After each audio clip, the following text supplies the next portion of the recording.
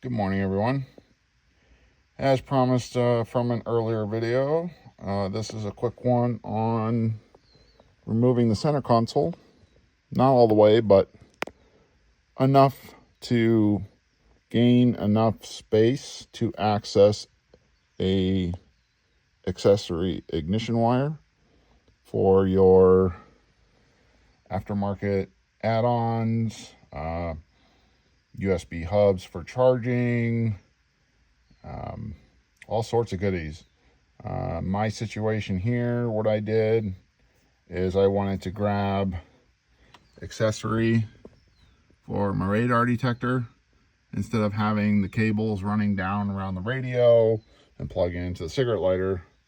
I was able to then run my cabling down up under the front cowl there and up down under the back corner of the dash, and I ended up coming into this panel here and making my connections to the cigarette lighter adapter.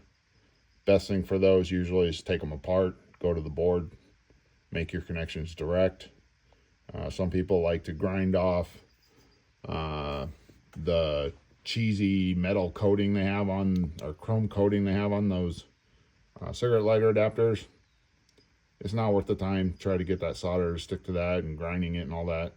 Sometimes they have a false ground pin on the one side and the other side is the actual ground. Again, just take it apart. Look for your two incoming wires. Your center one is generally positive, and anything that looks like it's going towards the outside edges of the cigarette lighter adapter is ground. So from this little panel here, that's where I ended up with my cigarette lighter connector. In my case, it didn't even have a circuit board, so I just chopped the whole thing off and did direct connection from the wires that I ran from my newly made power connection under the center console. So this center console has the cigarette lighter adapter here, and additionally one down here in the back corner. Now, out of the two, this one was actually easier to get to because of the way the console is, and you would have to dig in there and disconnect all the connectors and the harness and free it, get it free and clear, and then you could move the whole thing out of the way if you wanted to. But if you're just going in for a quick T-tap on the power wire to feed out to your relays for activating aftermarket accessory items or any project that you're doing that you need that trigger power for. So I will say the wire color in this assembly for triggered accessory or ignition power, because my car, you hit the button, everything's on all the time. It's not really those different modes in my car, but the wire color is black with a blue stripe, and then the other pin is brown, and brown in most German cars is ground. And on this adapter, actually here in the front, if you look real close, I can turn on my little laser real quick. If you look around the edge of the adapter, on the outside edge, it has some plastic. That plastic is actually the quote-unquote LED fiber optic light type of thing, where below this, underneath this console, where the back end of this comes out, it has a third wire. It's very skinny. If I had to guess, it's 18 or 20 or 22 gauge. It's pretty tiny. That's going to be what's going to take care of illuminating this ring around the cigarette lighter adapter. So just ignore that wire. Unless you need to use that wire which is triggered by the headlights. So when the headlights turn on, this light becomes something that needs to be on so you can see it if you know you need it. You could use that trigger wire to trigger add on accent lighting that you only want to come on, when the headlights automatically turn on for the night on your drive, is one example. So it's useful, just depending on what the application is. The other thing I took the opportunity to do while the console was out is my USB ports are buried, of course, down in here. And my bottom one is my Apple CarPlay. I have a little dongle that I plug in there, but I took it out so we could just focus on the top plug, as the top one's just charging. And I got this nice cable off Amazon so it can handle living in the car for a long time, because traditional iPhone cables, especially in the past, they don't last in the car very long because of heat, and they break really quickly. So I got these really heavy duty ones now that I use in general, but I grabbed an extra one, and I made, after verifying clearance, of course, underneath the console, I made a hole here. I used a 1/2 inch wood drilling bit to bite its way right through that plastic really quickly, because there's a couple layers of the plastic in this corner. But nonetheless, got through it, ran my USB cable down there, and then kind of see my laser light bulb here. I brought it down into this part of the underneath the console. So the carpet goes up inside the console area here on the walls, maybe roughly about here. So it's overlapping. So when you move the console back, you'll still see a bunch of carpet roughly this high, and there's other wiring harnesses running in that cavity between the body sheet metal of the car for the transmission drivetrain hump underneath the center console, and the carpet. So I fed that USB cable down through there, and then on this side, this is where all of my other projects on this car, this is where I have a couple relays, my main incoming accessory ignition wire that you can set up for future use, with extra pigtails off of it or whatnot, and have like your little so-called distribution center here, because there's also some really good grounds that you'll see here in a minute. And so you could have all those connections right here, and there's a lot of room to cleanly stash your extra cabling and those kind of connections. Maybe some fuse holders, you could stash those right back there too. But back to the USB cable, again, just ran it here on the inside of this carpet path underneath the console, and then down under by the kick panel area here, we've got the way these Mercedes do it. These panels kind of interlace with the carpet, so they can be a little difficult to get out, or they could just kind of frustrate you here and there. Mercedes makes all their paneling in the inside of the cars extremely tight. There's no margin for errors. They don't want rattles or noise or road noise coming from the outside. Like they're on it. It's good, but working on it is a whole nother story sometimes. This lower kick panel here, or upper knee panel, whatever you want to call it, does have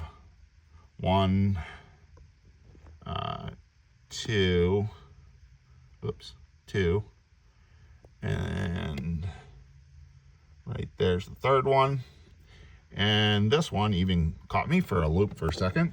out of all the cars I've worked on for dealerships in the past, doing similar work. This one has a fourth screw back here. Hence, you know, these little yellow marks. I don't know. I think those are from the build, the original build. But there is a fourth screw buried back here. Thought that was kind of interesting.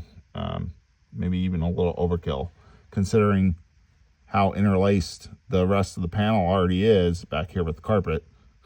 It's not going anywhere. But worst case, just pull out the 3 front screws and you'll have enough flex in the panel to leave it connected in that back one, and feed your any cabling you want to feed across this, anywhere from here to get to the other side here. You know, that's not a bad way to go up behind the front of this panel. There's nothing in there that's going to hurt any wiring or anything. Don't need to get crazy and loom it all. Just a little E-tape on it. Make sure, you know, it's not being run through any sharp metal cavities or edges or whatnot. If you've worked on a lot of interiors for cars, especially in the dashes, the metal is very sharp for some reason. It's just the way a lot of them are made. And, you know, people pulling wires through, pulling it, you're pulling it, it gets stuck, keep pulling it. Yep, you're going to shave off the outside coating of the wire, and it's going to short when you fire up your finished project. So, again, that USB cable came here, and there's plenty of room behind here to maneuver the cable around and feed it. And I didn't have to make any holes or anything. I just fed it through from down under here, inside this panel, and just straight across, boom, into here. So now I usually keep it roughly about there, as that's where my phone mounts now whenever I'm driving around. So I don't have yet a second cable running out of the center console across all my stuff here or whatever, or other people sitting here. It's neatly buried away in the interior and just the right length to plug it in once the phone's mounted for charging. So other little opportunities that could be taken advantage of doing a small project like this. So to the console itself, it has 4 mounting bolts, and I can get the right angle here. You got one here, you got one here. That's it for the back side, and this is the rubber, you know, little thing to kind of catch the mess or whatever that's in your console. That just goes back over that where those screws are. And then up under the air conditioning controls, there's another area here, down here, a cavity. You know, you can throw your keys or whatnot down in there. This is the rubber insert that's just in there for decorative purposes, probably. But if you get down there with the camera, this is where you're going to find your other 2 bolts.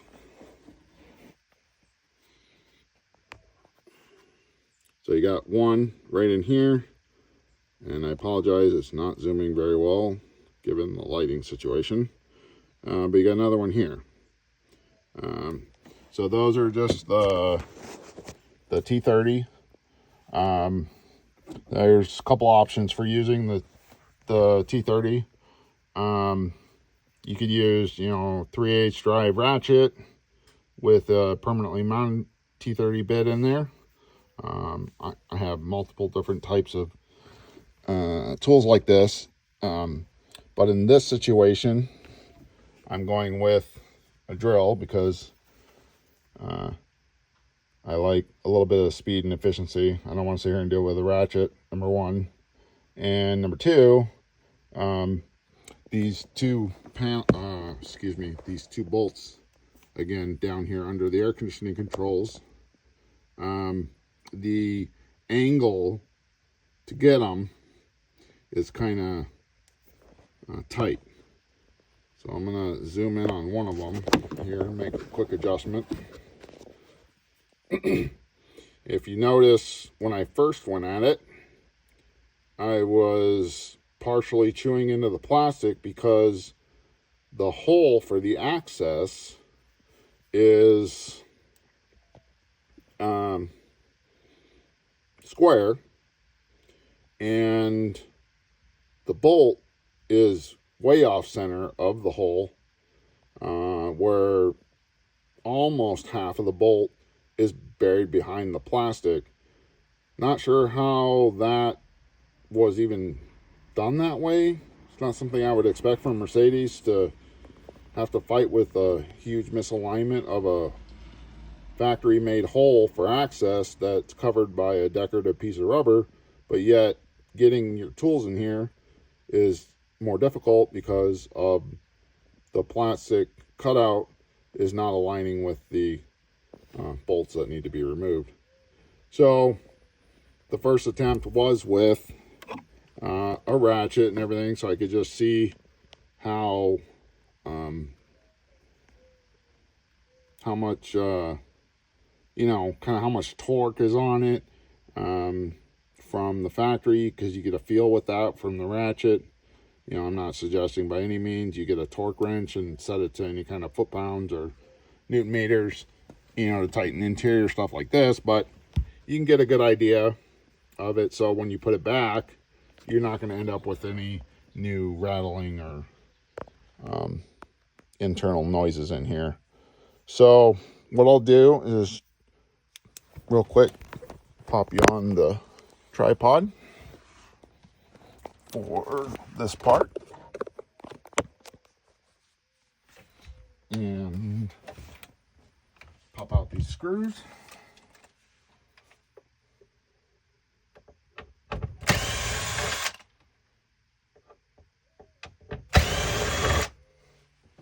Disconnect my USB cable just so it doesn't get stretched. And with this 1/4 inch drive with these extensions and the smaller T30 bit, you can get fairly easily lined up with that bolt, that head.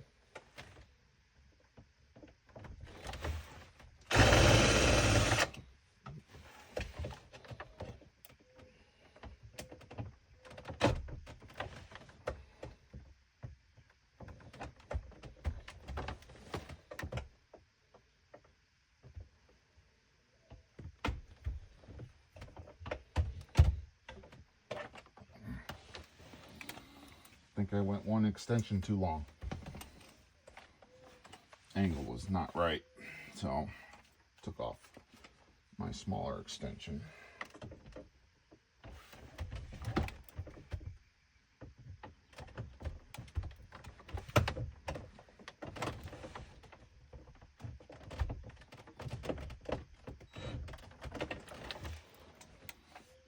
Okay, well, this will be one of those videos where it's trial and error, because it's not cooperating.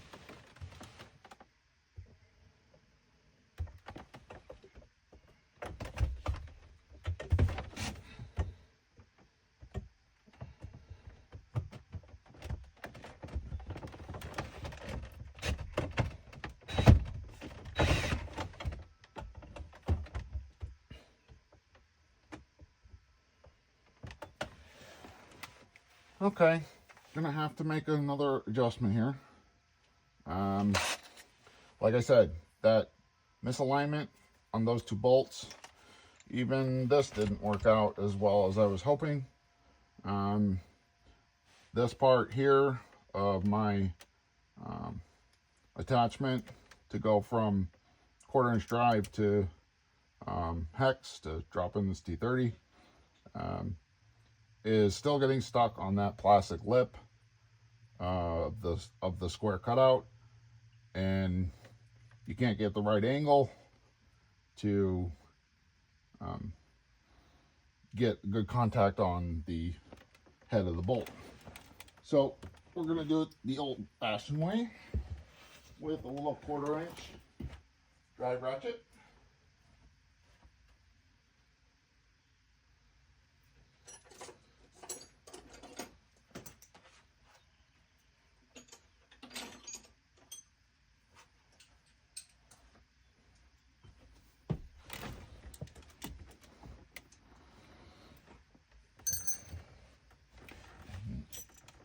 This should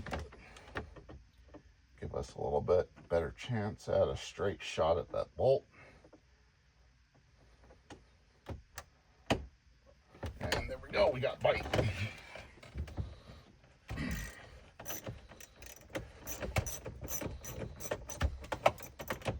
Oops.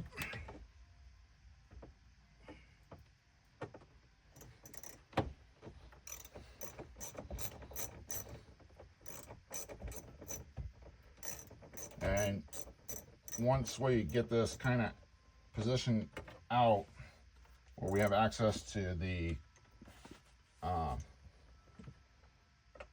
accessory wire that we're going for, we'll have a little bit clearer view of this weird angle access issue for these two bolts.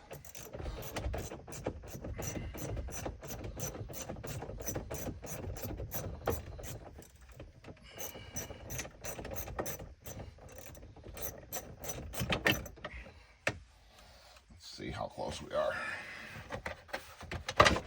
Lift up the back end and try to slide it. If it doesn't slide all the way out, released from underneath the AC, you might not gotten the last few little threads out, but this puts a little tension back on it so you can kind of feel it.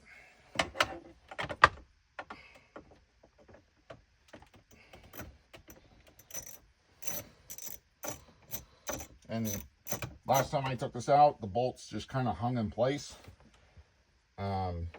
Again, because I think there's just not a lot of clearance down here for them access anyways. And so they just kind of like hang out in there a little bit. So you don't really have a risk of losing them. And you don't have to fight with trying to align them and get them back in there behind that plastic, so you can get them lined up with the hole that they actually go in. So there, we broke it free. So it slides back. And now quickly take you off the tripod and take a look at what we got. So before we go into the wire location down there on the bottom, this is what I'm talking about. So these two bolts, when it's all the way in, that's straight at it pretty much. So half of it's buried with this plastic still in the way, even though the cutout's there. You know, if I were going to be doing other projects in the future where I may need to still make access in here a few more times, I'd probably get my Dremel out and cut that square hole up about 1/4 to 3/8 higher, and just confirm that the rubber will still cover it.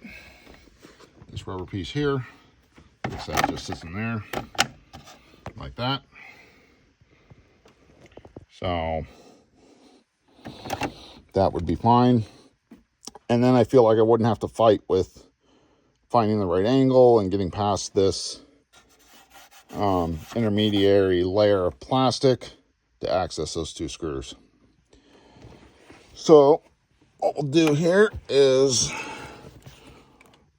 go underneath and show you. First will be actually ground, because that's right here. So as you can see, I've got a couple wires going. I got the USB going through here, like I said, behind this cavity. Let me get the light in a better spot for you. So see how the carpet still comes up and meshes with the console. And this is where there's a main ground set up here for a lot of the ground connections from the dash harness, most likely, and the center console harness. So they just have a lot of them here.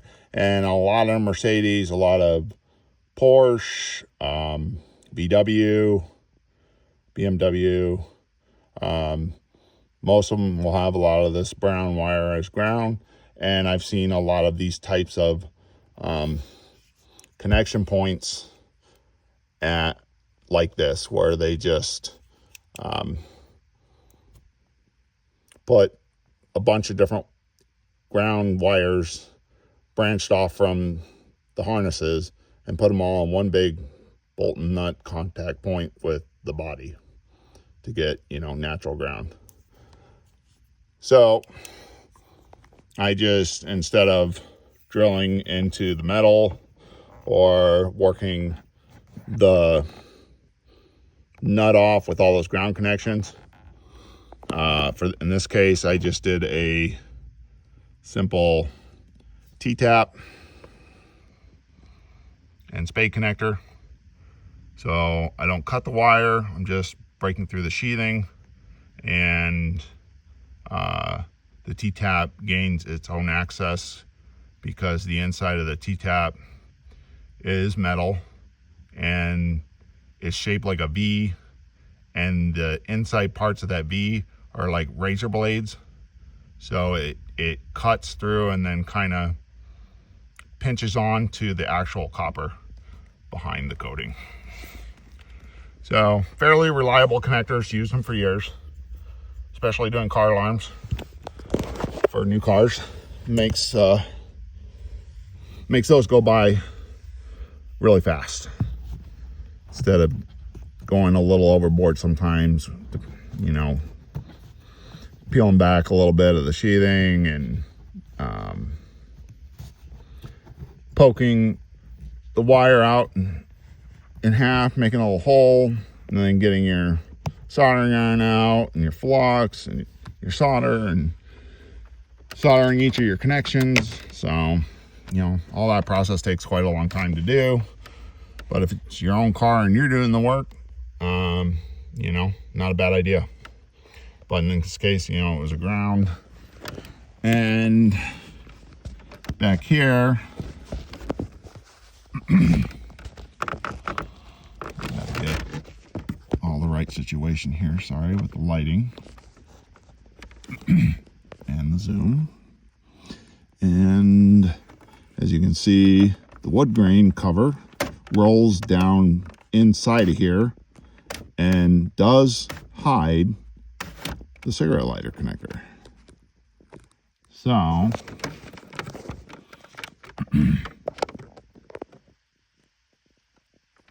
as you can see there,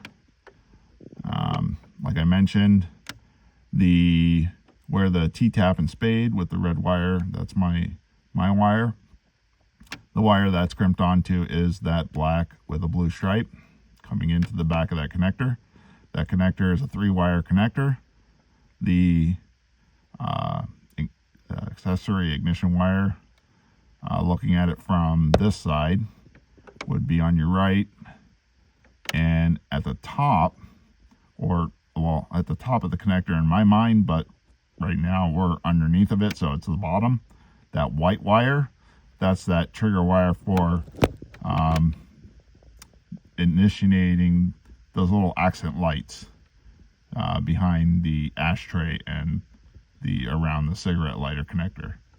That red orangish connector coming off of the cigarette lighter assembly, that's that white wire going up, powering the LED that's inside the red casing, and the light illuminates through the clear plastic, and that's how you get the accent lighting. And then the other wire there, of course, is a ground, solid brown wire. But I didn't want to try to fight my way in there to tap both wires at the same point. So that's why I used one of the easily accessible grounds right there when you slide the console back.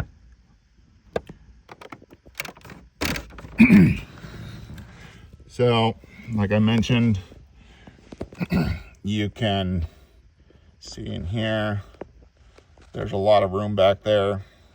This is under the AC and a little further in towards the firewall.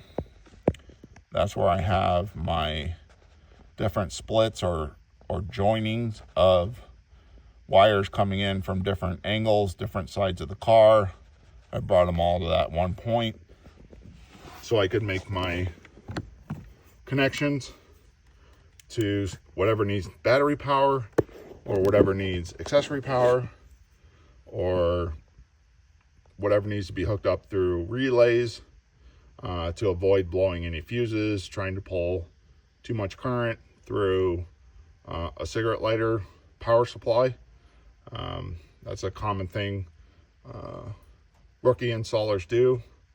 They try to just use that wire to power everything instead of trigger it through a relay to bring in constant high amperage battery power to power whatever accessories you're trying to hook up to the car. And Mercedes and other similar cars, BMW, Audi, Porsche, they're all, like I said, have some commonalities, and they're really sensitive to disruption or interference in their electrical wiring and their computers. So anything that's going to draw, I would say, more than an amp. Even the cigarette lighter's on a 10 amp fuse, but you know, you don't want to keep messing with a blown fuse all the time and getting any issues with your overall electrical system, because that can create gremlins. I know from experience, you could be hunting a gremlin in the wiring of the car based off what you did by accident somewhere else in the car, or another technician, or a previous shop. You know, we've had numbers of cars come in for, my battery keeps dying. Well, what have you done to the car? Well, I had a car alarm put in a long time ago. Okay, let's check the car alarm. You know, well, let's replace the car alarm. Still have the same problem. And then you end up owning the problem. I'm sure some of you can relate. So I take the opportunity to always separate anything I'm adding to cars of this nature to the best of my ability and my knowledge and experience, to keep all of my stuff separate as to not interfere with any of that factory harnesses or circuitry. And I also never recommend cutting any factory wires. T-taps work for great simple connections like I showed you under the console. If you're going to do something super permanent install, and it's for a client potentially, or you know, someone that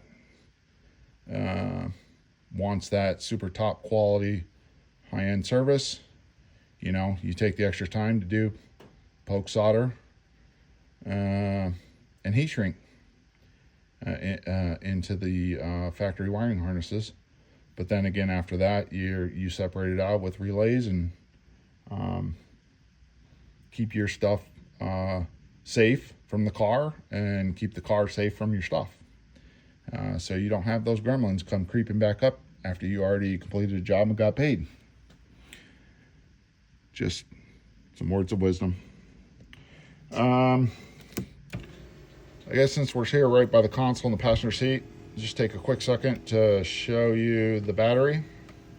The main battery for this vehicle, so 17 and 18 that I know of for sure from experience, is under the passenger seat.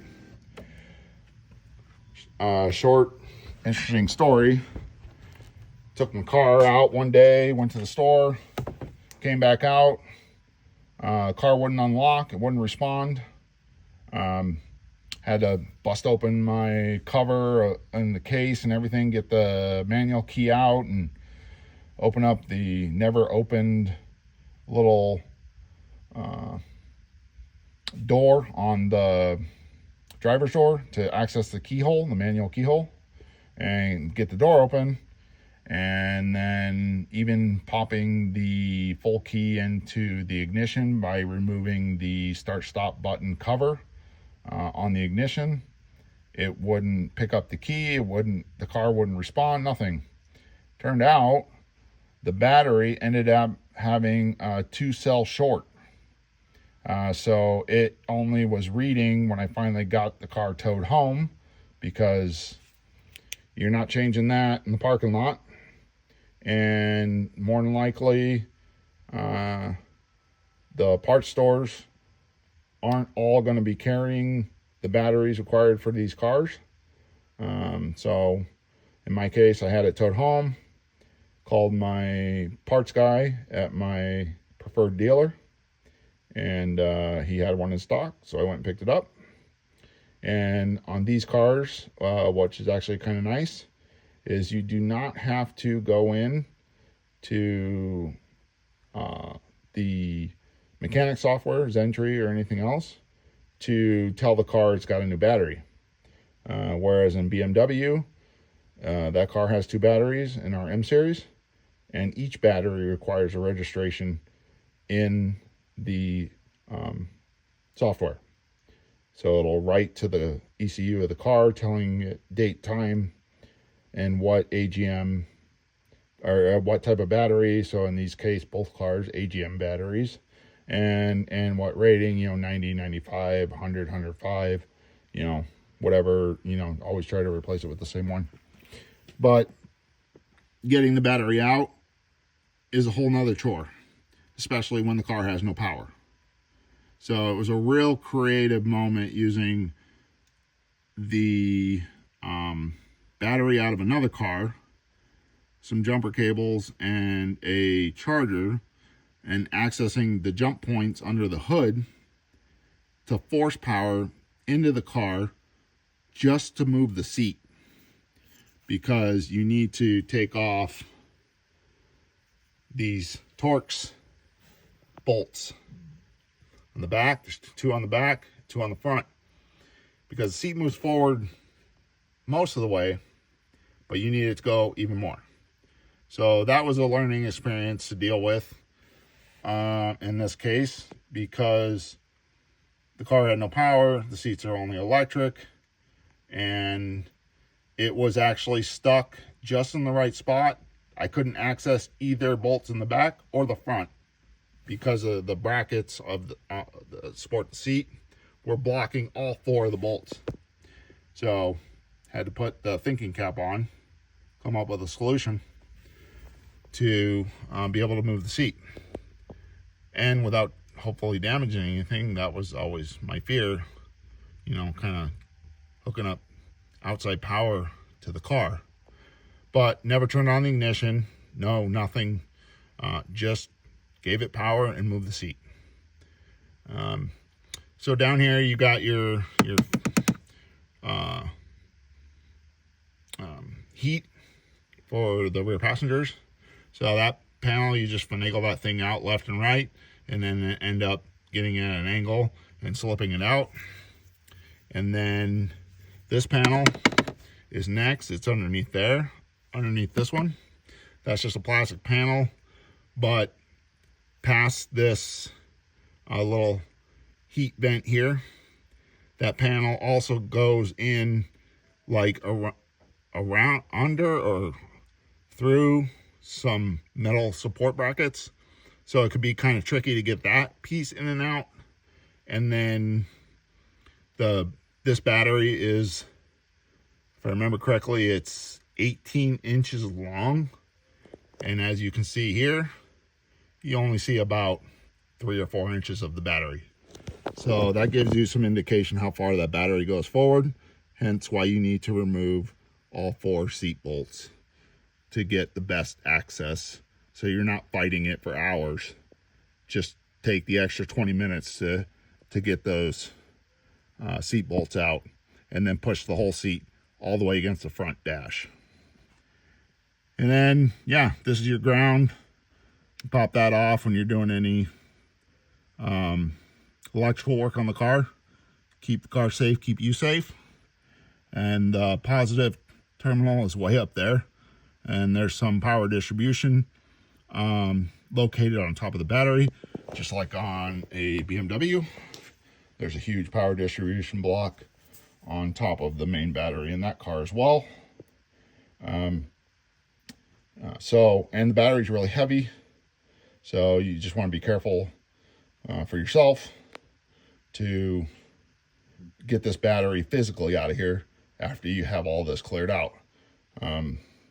You'll be able to work this carpet out of the way a little bit too, but not as much as anyone would like. So not a fun thing to deal with, but better if the battery's not shorted. Last thing I'll share, since we're still just all talking about power here real quick, just hop right here to the back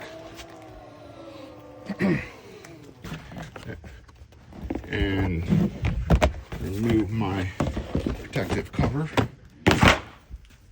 Those seats look new because they never get used. Pop up your yeah, maybe not, let's see, I'm trying to remember. There we go. So that just kind of hooked with some pressure holds in there, and then just kind of pull and finagle that out of there. And right in here, hopefully I get the right angle with the camera, or maybe I need to move that plastic. I remember this stuff now. Yeah, this is some weird insulating bags of foam that Mercedes puts in there. It's even got a Mercedes part number. Yeah, there's another one. So there we go, another one out of the way. I'm just trying to get a quick feel. I think it's right. Yeah. So the secondary battery on this car, thankfully, is super small. And if you've ever replaced 6-volt batteries back in the day on anything that used to use those little rectangle 6-volt battery type deals, that's similar in the size, and it's just got the 2 connections there. The battery was, I think, $60 or $70 from the dealer. It was pretty cheap. So I replaced that one at the same time I did the other one, the main one. But getting to that one's fairly easy. That I just did it that way just so you can get a quick view. But if you take out the carpet here, of course, take out all your stuff here in the trunk, and you can peel back the carpet there, and just kind of, you don't have to take all this off really to get that. You just kind of pull and stretch a little bit to move that bit of carpet out of the way, and you'll have enough access for both hands to get to that battery and swap it out. So yeah, there's your 2 batteries. There's your power access in center console. not overly difficult or time consuming for those access there in the console. And the reverse takes a good 5 minutes once you get it lined back up, and tighten it down, you know, to whatever you feel is about right on the torque, hand torque. And you know, if you notice any rattling or anything feels weird when you're driving around sometime, maybe one of them wasn't all the way tight or came loose a little bit, but simple fix. And I think that'll cover this video for you guys. And yeah, we'll keep sharing the knowledge, sharing them in videos and posts on the forums, helping car enthusiasts out together to keep our cars up to where we want them and add cool stuff to them later. All right, guys, have a good day. Thanks.